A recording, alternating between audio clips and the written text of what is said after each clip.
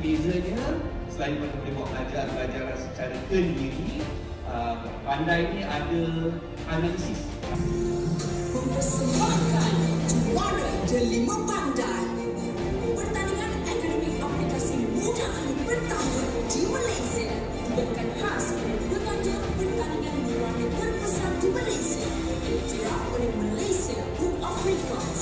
Siap sedia dan inilah cabaran akademik paling mencabar dan anda hadapi terbuka kepada semua pelajar sekolah di Malaysia. Lebih 100 juara dan tercapai nilai paling konsisten merangkul kemudian pertama jawab soalan mutu mudah.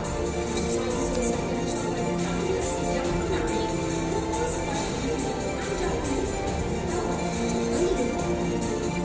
anda ada 5 bulan penuh persaingan, pembelajaran dan ratusan amat yang berguna. Yang keseluruhan dengan 250 ribu di Malaysia, jumlah pelajaran yang lumayan cuma orang elektronik.